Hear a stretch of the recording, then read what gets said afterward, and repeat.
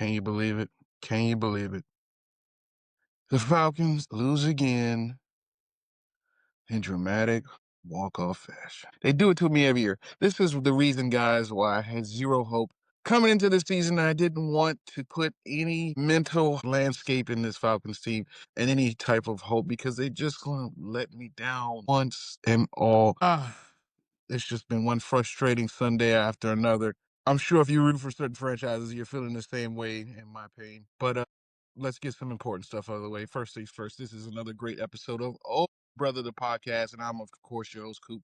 Let's talk about it, man. Falcons pain and running it deep today. Baker Mayfield still looking to lead for the Tampa Bay Buccaneers, but the Falcons, man, they just love to get your hopes up and let you down in the harshest way possible once again. If you guys didn't catch the game or any highlights, man, it was a great back and forth matchup with us Atlanta Falcons, man, and Tampa Bay Buccaneers.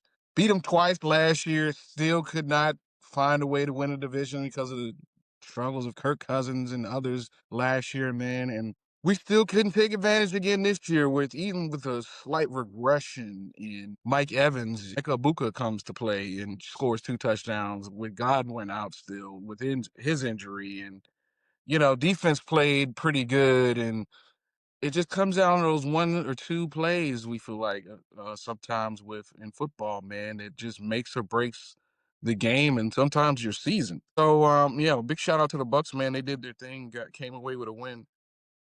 Excuse me. But the Falcons just love to just disappoint, man. Just severely disappoint you when the timing is right. I think it may be time for Young Wei Koo to call it, man.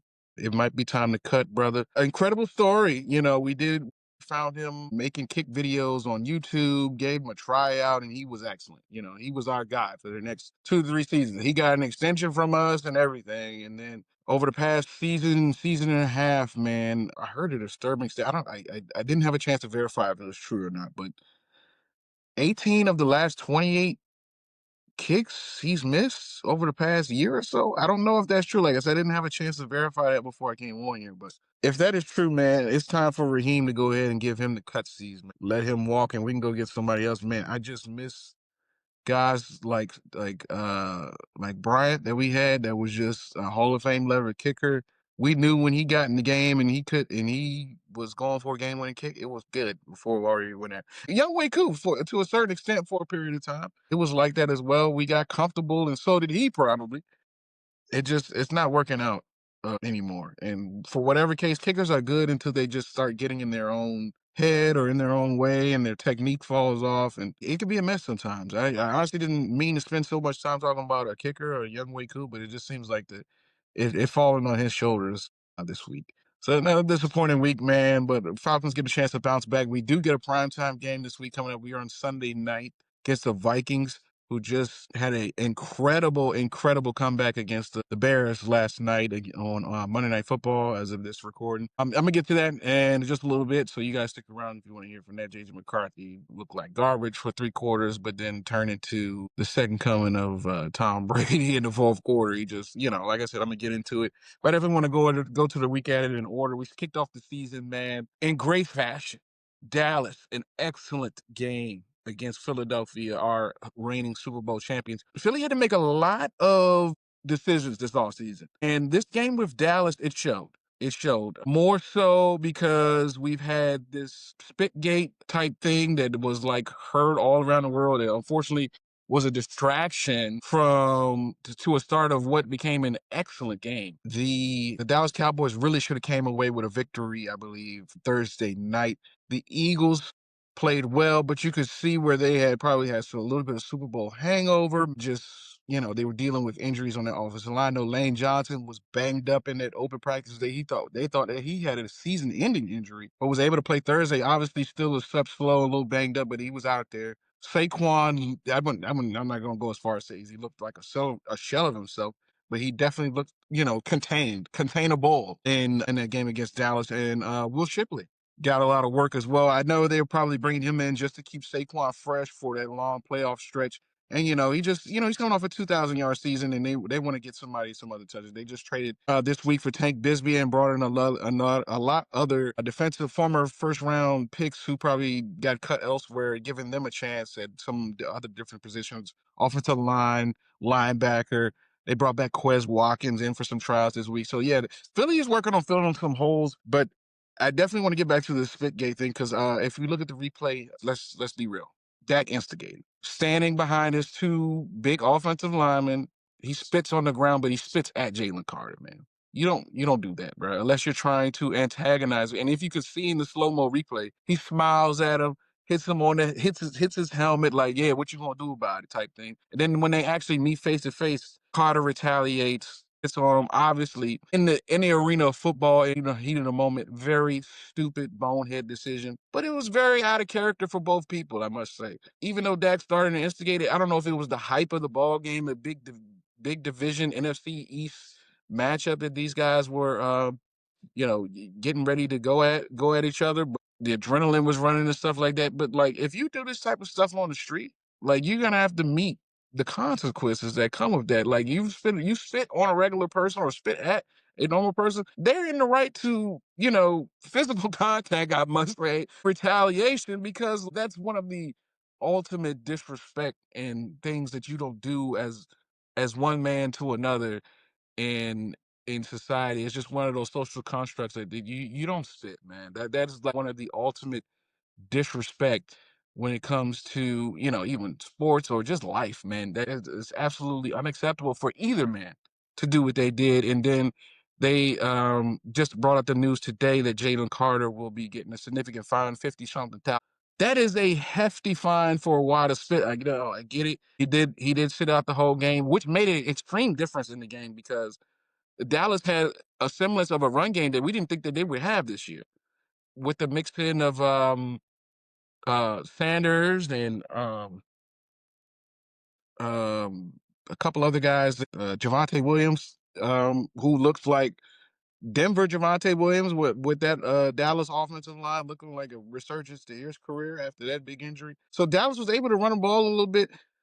CeeDee Lamb dropped a few clutch catches, man, that ultimate probably would have won them the game, which is why I say Dallas really should have won the game. CeeDee Lamb he had a good CeeDee Lamb game, 7 for like 110, but key drops down the stretch. He could have had an excellent game and won them the game if he did it. And he wants to be in those positions, and he's been here before though, leading the league in drops and stuff.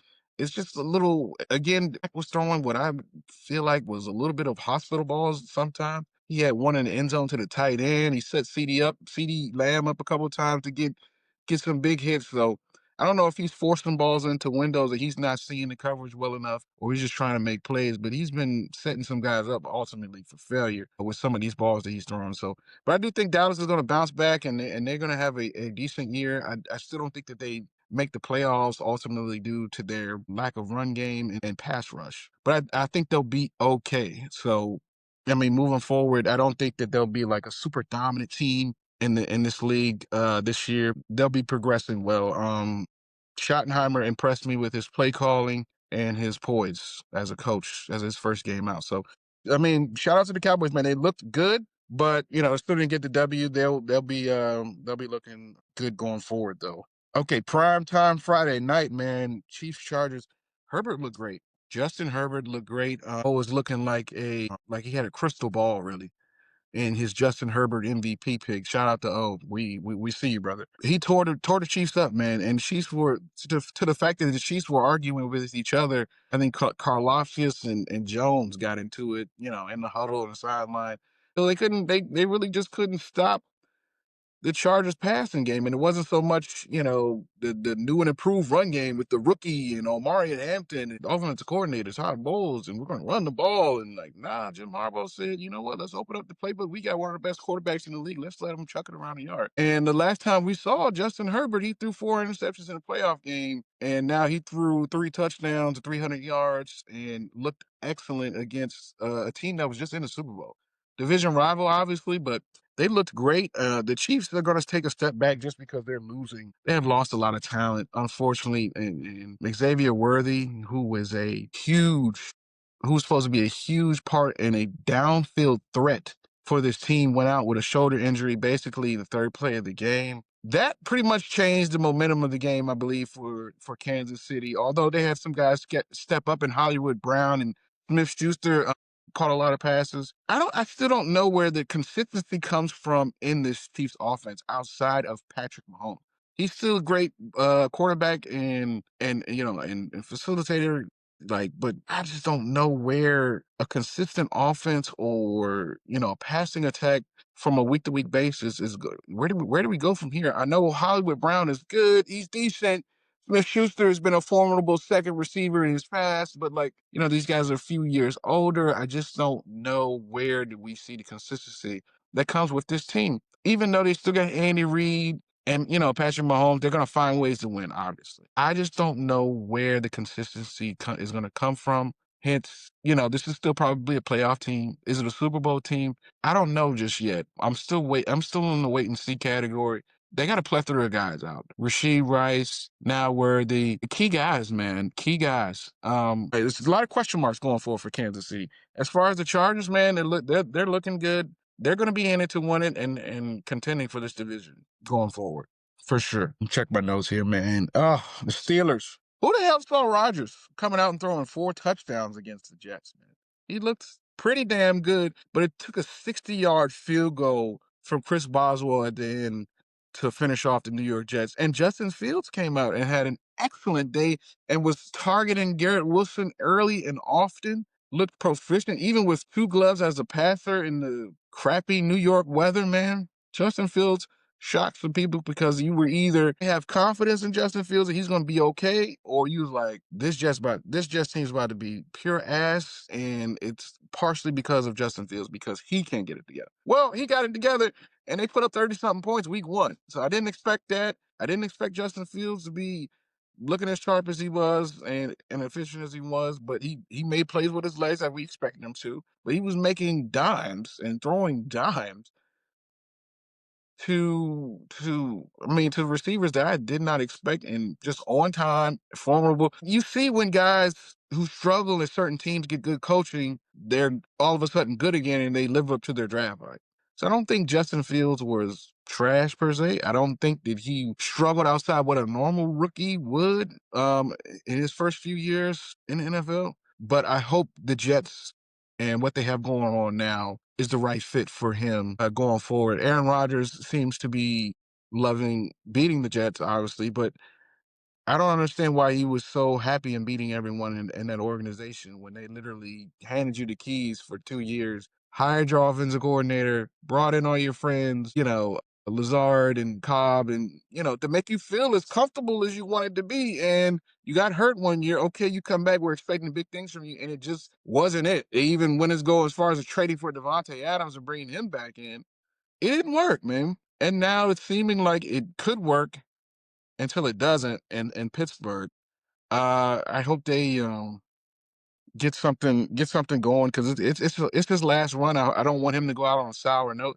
I also don't want him to be in the MVP conversation either. So he's looking sharp right now in terms of. I don't think Rodgers is going to end his career in the MVP conversation, but I do believe he's going to have a somewhat decent year, maybe a Pro Bowl type year to end his career here. It's all about Tomlin. Are he gonna be enough on the defensive side? I mean, they just gave up 30-something points to the Jets, to make a playoff run. I still think they'll be floating around 500. Tomlin's never had a losing season. Everybody's been betting on him to have a losing season over the last 3 years. It could happen this year. I don't think so, but I do think they finished 9-8 and just out of the playoffs. Why are the Dolphins in contention to be the worst team in the league now? I thought the Saints, the Giants, with the way their roster was constructed, now the Dolphins, man, came out and completely laid the fattest egg on Sunday, man, against Daniel Jones and the Indianapolis Colts of all teams. I've been saying this for all summer. Daniel Jones is an excellent fit in that Colts system. He wasn't an excellent fit in that Giants system. He probably could have won a lot more games than what he did in the Giants, but they couldn't protect the passer. The Indianapolis Colts have rebuilt and put money into their offensive line, which is why they have such a great run game. and they're just good enough for Daniel Jones to be Danny Dimes. I mean, because that's what he was yesterday. He was virtually the second coming of Peyton Manning against this Miami Dolphins defense, which was absolutely putrid. But just to harp back on Daniel Jones, he's an excellent fit for that offense. They wanted Anthony Richardson to be that big physical quarterback that could sit in the pocket, read defenses, and just make the appropriate throw on time and on target. But he couldn't make the simple layups. He could give you an accurate deep ball, but he couldn't make the layups, the short and intermediate throws that keep drives going and help complement the run game. Daniel Jones is doing all of that and then some. And then he's giving you the physical prowess to not only facilitate the read option, but the short yardage runs where we saw he snuck in 2 touchdowns. So he's physical enough to get you in the quarterback run game, but also good enough in the passing game to make the simple, easy throws that keep you on target and on time. So Daniel Jones is going to be an excellent fit for this offense. I think the Colts, depending on their defense, have a great shot of making the playoffs this year. So if you're a Colts fan, I'm kind of excited and gleeful if for Daniel Jones right now. And that's until he just messes up. Because I'm not in the belief that he's inevitably going to mess up, but it is possible. But back to the Dolphins, crapshoot. This Dolphins defense is a crapshoot. Man, they were bad. And it seems like they had given up way before time had expired. You see this sometimes in the NFL where there's a lack of quarterback play, maybe a distrust in the coach, where guys just don't give as much impactful effort as they would normally. I don't know if the Dolphins support their coach or their quarterback. For some reason, it doesn't seem like they're sold on either. The pass protection has been questionable at best. The run game was pretty much non-existent due to a negative game script because they were just down from the jump. But I don't know, man, because it seems like once Tua takes a sack or two and he's all discombobulated a little bit, that's when the turnovers come. I mean, they're floating around the nickname Tua turn the ball over and just making just joke after joke with this Dolphins team. And in the way it's built and constructed, it just doesn't seem like it's going to work long term. I mean, you got 2 short, fast guys, albeit great route runners and excellent speed and athleticism on the outside, and then you got a short quarterback to try to look over a big 6'8" offensive line trying to find short, fast guys down the field. I mean, when it works, it looks great, but when it doesn't, it looks god off. And this Miami team just didn't show up to play for whatever reason, and just frustration mounted quickly. I don't know where they go from here. If they can go up, they just got to play harder, man. Because if not, they're going to be picking first quite quickly in this upcoming NFL draft next year. And it may be looking like Arch Manning or Cade Klubnik as a starting QB going forward, because it doesn't look like this team has much faith in their quarterback. Moving on. Speaking of not being able to protect the quarterback, the Giants actually played football too this weekend, and they can't protect Russell Wilson to save their life.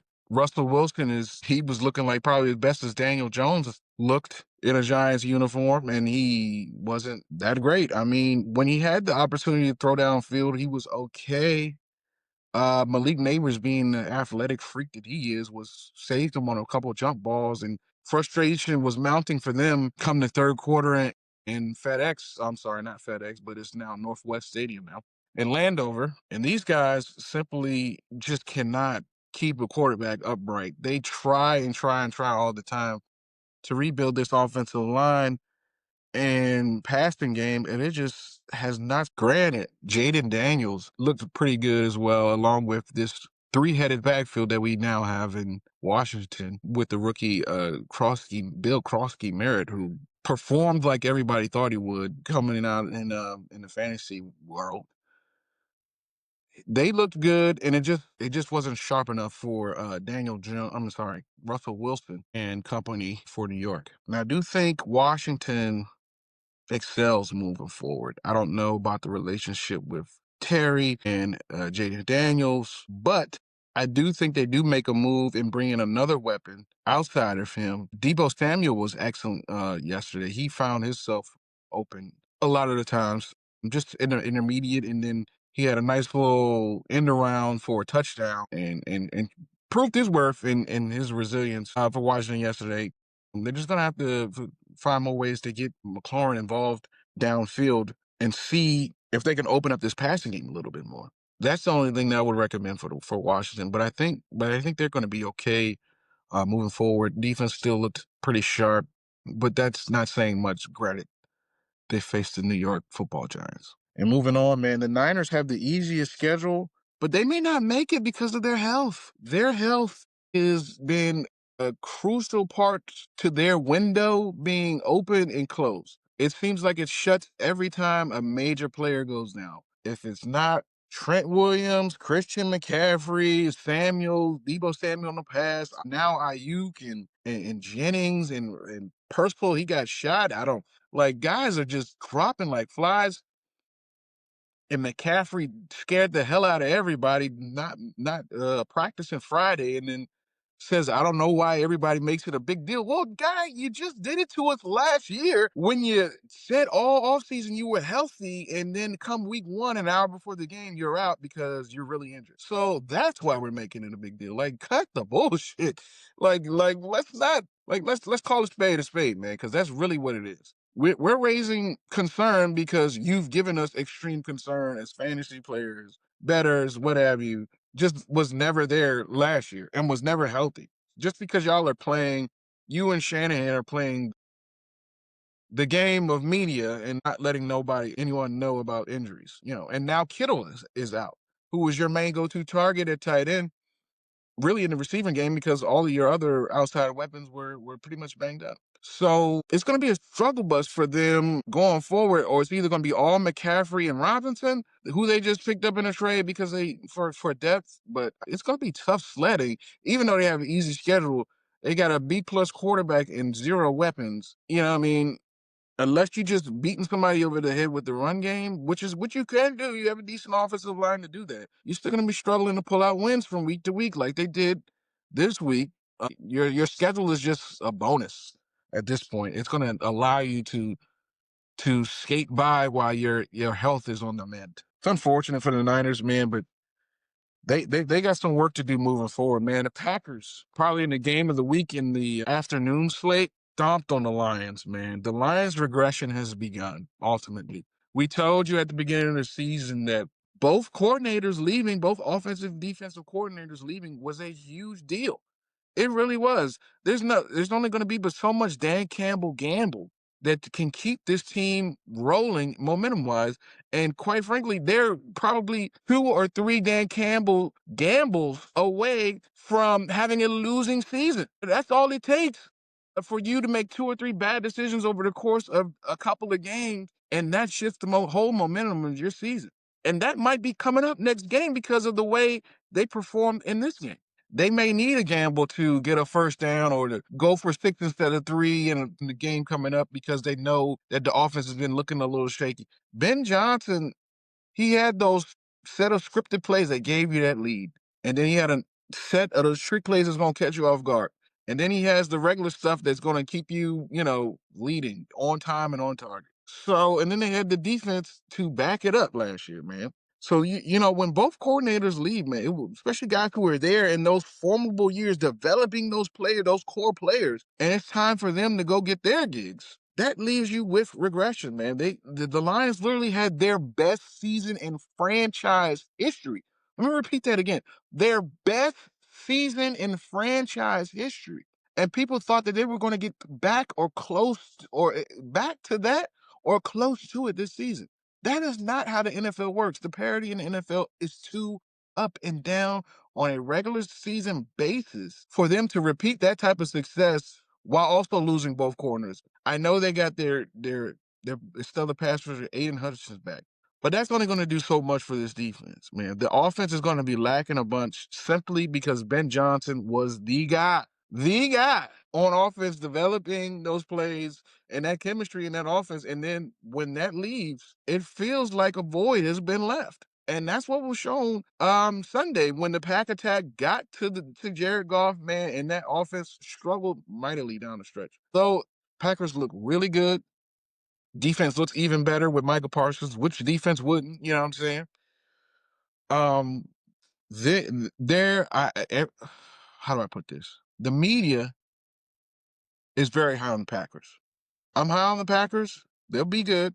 They'll make the playoffs. They may or may not make the championship game. Okay. But I just think ultimately, even since Aaron Rodgers left, they're going to lay that egg in the playoffs. They're just going to find some way, somehow, to disappoint you in the playoffs and not get it done. So, Lambeau is not a scary place to play anymore, hardly. Even with the weather and everything, all that goes into it up there, the frozen tundra and all that stuff. I don't think people are scared of that, and they just come more prepared to play in the cold. Once it becomes playoff time, guys are more than ready and willing to put their bodies and their mental fortitude on the line to get a win and get to that next round. So I don't think that that home field advantage is much of anything for Green Bay going forward. And I think just they're gonna find some way to lose a playoff game. I can't really put my finger on it why. It's just one of those things that franchises do ultimately. Similar to what the Falcons do. They gonna lose a close game. They're gonna make it interesting for you. You know they're gonna lose, but they're gonna make it interesting for you and give you some semblance of hope. But they're gonna lose. I don't think the Packers gonna just find a way to lose a playoff game. It is what it is. Moving on, man. The Raiders snuck out a close one in New England. Pete Carroll coaching debut for the Raiders. Geno Smith quarterbacking debut for the Raiders. He looked very well, very accurate on his deep balls. They looked like they came in well prepared. New England was good, but they weren't good enough. The Raiders couldn't get that run game going, which is not shocking to me. They were dead last in the run game. Even though you bring in superstar caliber running back like Ashton Genty. It's gonna improve the run game for sure, but it ain't gonna send it to the moon like they thought it was gonna be. Because this offensive line still can't run block like they need to. They ain't breaking up no holes.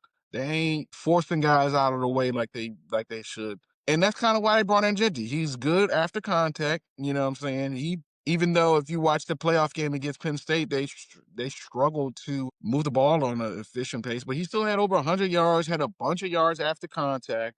I mean, this is a guy who can make way with not as good blocking. This is what I'm getting at. He was okay. He did end up scoring this weekend, but the run game still needs some improvement for Las Vegas. New England's gonna be okay. Their defense was better, a lot better, to say the least. The secondary still needs a little bit of work. I'm not sure if Gonzalez played or not. I think he was banged up, supposed to be banged up coming into this game. Probably should look that up, but their secondary is going to need a little bit more help. But eventually, I don't know if they'll be in the playoffs, but I think they'll be in contention for the playoffs. The Patriots, that is probably up until the last week or two of the season. I think they'll be pretty good, but I don't think they ultimately get in. But I think they'll be okay moving forward. Vrabel, man, they're gonna have them on the straight and now. That's why I wasn't too worried about this Patriots team going forward. Mike Vrabel is an excellent coach. I mean, look what he did with Tennessee. Derrick Henry and AJ Brown, and he had was it Tannehill as the quarterback, and they took them all the way to the AFC Championship game. And then they traded AJ Brown, and then that whole franchise just went to hell after it. Ultimately, got the GM fired. He left because he couldn't deal with the GM. I don't blame you. I don't blame you one bit, brother. And then we had the game of the week Sunday night, Ravens Bills. If you rolled over on that, I don't blame you, considering the Ravens were up 3 scores with about 4 minutes left in that game, and Josh Allen just went berserk. You know what I'm saying? Derrick Henry with the key turnover down the stretch. It's just like, what does Lamar and these Ravens got to do to win a pivotal ball game? They can't, they cannot beat the Bills or the Chiefs for whatever reason. I don't understand that. I mean, it always comes down to one clutch play, and it doesn't seem to be Lamar Jackson's. And now everyone is harping on John Harbaugh because there seems to be always a lead that they cannot finish. Closing games has been this team's Achilles heel for quite some time. Since 2017, he's blown 17 double-digit leads. 17? That's incredible. Finishing games is somewhat on the run game, but it's more on the coach. I hate to harp on my own pain, but let's go back to 28-3 in the Super Bowl. The Falcons couldn't close out the Super Bowl because they refused to run the ball in the second half. For whatever reason, they wanted to keep their foot on their neck. But like, let's do the obvious thing and just run the ball just so the clock burns. But ultimately, that's coaching. But you want to have faith in your players and your passing game, but like, let's do the right thing and not the stupid thing. You know what I'm saying? Let's just at that point, at some point, you got to play not to lose instead of to win. Sometimes that is the right thing to do. But finishing just hasn't been a point of emphasis for this Ravens squad for quite some time, it seems like, especially, in these pivotal games against tough AFC opponents. And I don't understand why, Harbaugh can't get these guys to finish. But I don't blame Lamar Jackson. Josh Allen played an excellent game. I mean, a hell of a game. He was throwing the ball all around the yard. I mean, they put it in his shoulders, and he truly looked like the MVP. Although Lamar probably played the best game of his life, also, he matched him and it felt like the MVP was on the line again watching this game. And you felt like Josh Allen had to prove all haters in Dallas that he deserved that most valuable player award. And I gotta say, brother, you earned it and you deserved it. And from the play of Sunday night, yeah, you solidified it, brother. And an excellent comeback. Where do we go from here with the Ravens, man? Like, how do we close out games? I do not know. They got, because I think it would have been closed out, but you had the fumble from Derrick Henry, man. He hardly ever fumbles. So you just have some of those things that it just seems to be like, how the hell does that happen to us at this moment of the game? You have a lot of those situations with the Ravens, and mentally that can be super tough to get by. So it just seems like every time we get up in a game, it's like almost like, okay, here we go again. They're starting to chip away. They're in prevent defense. Like, okay, their running game's starting to come on. Oh, Lord, they done scored again. And then mentally, you start playing as hard, you get in your own way. You start second guessing reads. I feel bad for Ravens fans, man, because it's like you got this team, you got the squad, but you constantly fold under that pressure in key games, man. And it's got to be one frustrating ride for my friends up in Baltimore, man. But if you fell asleep on that game, you probably fell asleep on last night's game, which is Monday Night Football, Vikings and Bears. J.J. McCarthy looked like a complete bum for about almost 2.5, almost 3 quarters, really. Virtually 3 quarters. I know a lot of sports columnists and writers had their hate section written up at halftime for J.J. McCarthy. They were signing it off. Bum, bust. Why didn't they keep Darnold? All this, that, and the third. And then the fourth quarter comes and we do a complete 180. And now the Vikings are getting their run game going finally. Completing some passes to Jefferson downfield. They look efficient.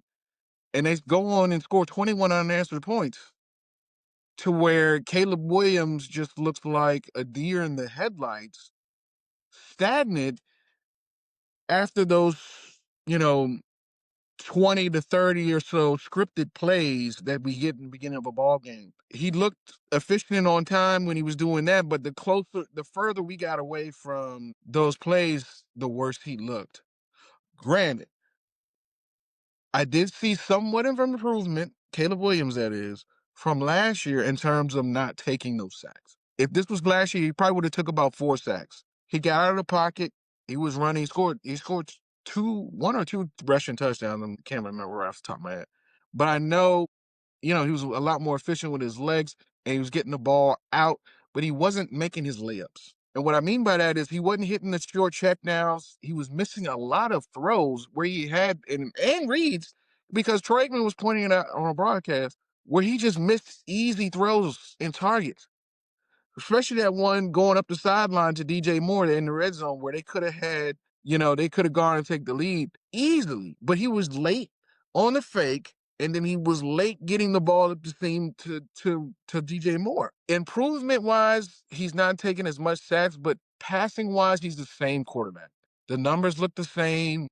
The quarterback rating looks the same. The completion percentage looks the same. And the intermediate and short throws look the same. If he cleans that up, similar to what we were talking about with Anthony Richardson, but if he cleans these up, I mean, some of these throws just look like, what? You know what I'm saying? Like backyard football type stuff. I got a guy got 5-6 yards in front of me and I'm missing him to the right 5 and 6 yards. Stuff that it was just baffling to see from an NFL quarterback. And Ben Johnson was on the side, who's now the head coach, coming over from Detroit, was just so visibly frustrated at the misreads and the easy missed throws and the lack of playing on time and accountability. And when you get to the presser, Caleb Williams, even in the presser, he's in mid-season form when it comes to talking to the media already. We just got to be a team. We just got to play better. We got to come together and we got to just get better every day, blah, blah, blah, blah. And it just doesn't seem like his heart is in it. And he doesn't have like the heart of a lion. But you know who does have the heart of a lion? JJ McCarthy. My goodness, this guy shows some excellent resilience. And you see why the team had faith in him and rallied behind him, because he has the confidence and the cockiness to overcome all of the resilience. The guy was literally making his first start. I'm sure stuff was moving at light speed for him. They were throwing some different coverages at him, mixing up stuff post snap, and I'm sure he was baffled by it. But once Kevin O'Connell settled in with his play calling, their run game got better in the fourth quarter, which essentially mean he got better. So they were allowed to do a little more play action. They were allowed to get, Justin Jefferson on some single coverages and a couple comeback routes to get him going. Ultimately got him a touchdown as well. They looked so sharp coming into the fourth quarter, and it just deflated the Bears, who were already struggling since that weird drive that they had to kind of end the first half, where they're just draining clock, trying to get a field goal attempt, and they come back and run the clock out, in the first half. And ever since then, man, JJ goes on to throw the pick six, but after that, everything was just slow slope downhill, man. And then we get back to JJ McCarthy in the presser, post game interview, and they said, what's the one thing you gotta remember about getting your first start? And of course, he says, getting to win. And I like when guys say stuff like that, man, because it makes you know like their heart is in it. They here to win. They ain't here for no BS. And I haven't had any signs from Caleb that he just wants to be the superstar, the guy, show up, be on the cover of Sports Illustrated, get all the praise, the glory, the money. Meanwhile, this guy, he's all, team God in football, bro. Like just hammering it in. And I don't know where we go from here from Caleb Williams. He's got to show not only his head coach, but his teammates that he's willing to do all that it takes, and he's got to maybe start going that extra mile, maybe start watching some film, maybe working on his technique and making sure he's making those reads and those easy layups, man, to really help your team. People take for granted that slow low intermediate passing game is simply an extension of the run game nowadays, because you can't run the ball efficiently 30 times a ball game, depending on what defense you're playing. This isn't 1980 where guys run the ball 40 times anymore. You got to get points, man. We got to air this thing out. So, that includes making a layup. We got to make our layups, man. And I look forward to them seeing how they can improve next week, and the Vikings as well, man.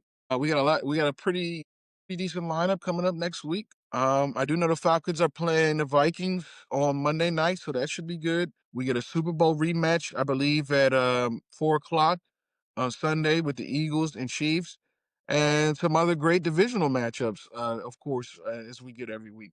It's going to be another great week of NFL action, man. Let me know what you guys think down in the comments.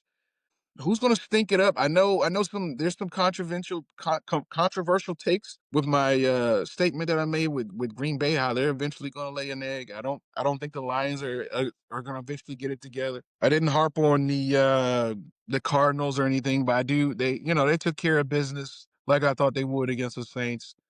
A couple other teams that had some slow games, Titans and Broncos, other stuff. Like these guys are going to be formidable. I feel like it's going to be a long season, unfortunately, for Cam Ward if they keep dropping passes like that. Bengals should have lost like they always do week one, but the Browns are cursed. It seems like everything is going their way. Something is not going to go their way drastically, but it's just how it goes for the Cleveland Browns. It just seems like they're cursed, man. And everything that can go wrong will go wrong for them. It's like Murphy's Law lives there in Cleveland. Yeah, so like I said, man, the next week is going to be pretty exciting, man. Let me know what you guys think and what you're looking forward to this week. Some of your fantasy matchups, man. Let me know some of your gambling picks. I'm always down for that. I'm reading the comments. I'm responding to them. So let me know, man. This has been a great episode of Old Brother the Podcast, man. Before I get out of here, this Miami team, they the old brothers of the week, man, for sure. Old brother, they showed up with no heart, no will to win. And I might have to throw Caleb Williams in there too, man. Old brother. Because after the first quarter, man, deer headlights. Just staring. Get it together, bro. Get it together. All right, guys, I'll catch you with you next week, man. Enjoy.